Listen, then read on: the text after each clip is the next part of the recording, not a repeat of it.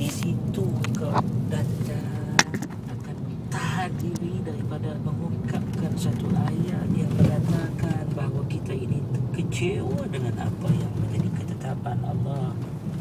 Saat itu baru nama betul sabar. As-sadmatil ula. Hadirin rahimakumullah. Adakah kita tak pernah mengalami suka duka dalam melayari episod kehidupan? Ada? Sidang pendengar sekalian, tak kira siapa yang mendengar sekarang ini, ada kalanya peristiwa yang dilalui, ada gambaran kegembiraan, ada kebahagiaan, namun ada kalanya malam yang menimpa cukup menggoncangkan perasaan, menyentap ketenangan, malah kadang-kadang menimbulkan sengketa yang tidak ada sudahnya. Wala'iyadzubillah min dzalik. Sidang pendengar rahimakumullah, demikianlah qada qadar ilahi yang telah sedia tertulis di Lauh Mahfuz semenjak azali lagi. Makhluk yang dijadikan Allah Subhanahu wa taala ada untung nasibnya tersendiri. Allah tahu, Allah tulis rezekinya, matinya, malah seluruh hidupnya. Allah Subhanahu wa taala atur dalam ilmunya. Namun sebagai manusia, ada ketikanya kita tak dapat lari dari perasaan duka yang mencengkam hingga menimbulkan pertanyaan di benak fikiran kita. Apa kita kata? Mengapa aku yang mesti menerima ujian ini? Kenapa Allah pilih aku? Kenapa tak orang lain? Kata kita.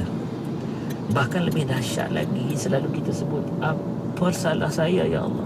Gitu. Tentu sekali pertanyaan itu timbul sebab kesedihan yang melampau akibat dari ujian yang menimpa. Hadirin sidang pendengar rahimakumullah, kesatlah air matamu.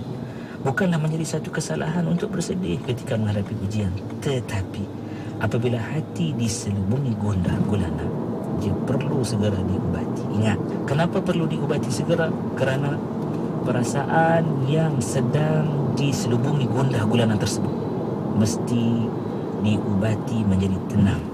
Diubat semula supaya azam segera muncul dan tumbuh. Dan yang paling utama sekali, iman yang ada itu kita kena jaga.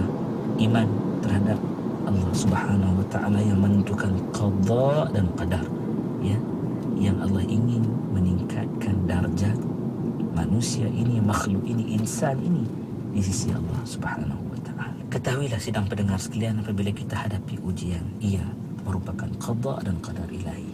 Siapa yang atur semuanya ini? Allah Subhanahu wa taala.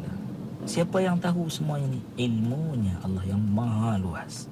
Allah lebih tahu keupayaan, Allah lebih tahu keazaman seseorang.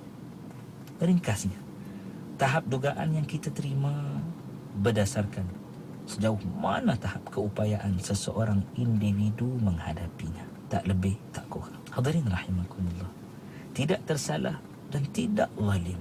Allah lebih tahu. Siapa yang menyatakan ini? Allah sebut. Kita kan selalu baca ayat ini, a'udzubillahi minasyaitonirrajim. Bismillahirrahmanirrahim. La yukallifullahu nafsan illa wus'aha.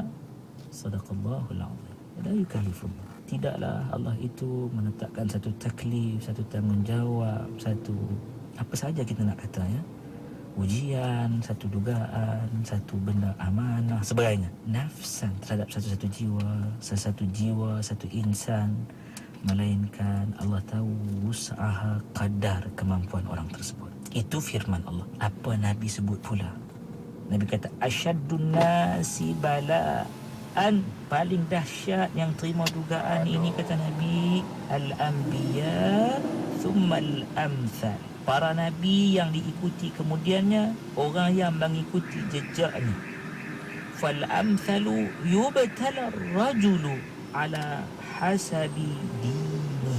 Kemudian diuji seseorang itu, ya, diuji pula orang tersebut mengikut perbuatan agamanya. Siapa riwayat ni? Imam Bukhari rahimahullah ta'ala. Hadirin rahimakumullah, oleh demikian, andai ditakdirkan kitalah insan bertuah yang quote and quote terpilih untuk menerima musibah, maka kita sememangnya seorang yang cukup kuat menghadapinya. Hadirin rahimakumullah, alhamdulillah, ini baru episod yang pertama. Jangan lupa besok bertemu lagi kita. Tunggu, buka, dengar, hayati, fahami, amalkan episod kedua. Hadirin rahimakumullah, anda cemerlang insya-Allah. Anda gemilang insya-Allah. Anda hebat insya-Allah. Kerana siapa yang menciptakan anda ialah kuasa yang maha hebat, Allah Subhanahu wa taala. Allah nak anda hebat kerana dia cipta anda sebaik-baik kejadian. Allah sebut ya, ahsani taqwim. Anda lah manusia hebat. Jadi kesat air matamu, jangan nangis-nangis. Tak tentu pasal, balik kita bertemu dengan Allah, zikrullah, tenangkan hati kerana Allah sebut hanya saja dengan ingat Allah hati kita akan menjadi tenang. Wassallallahu ala Muhammadin wa ala ali Muhammad. Aqulu qawli hadha wa astaghfirullah al-azim li wa lakum wa li sairil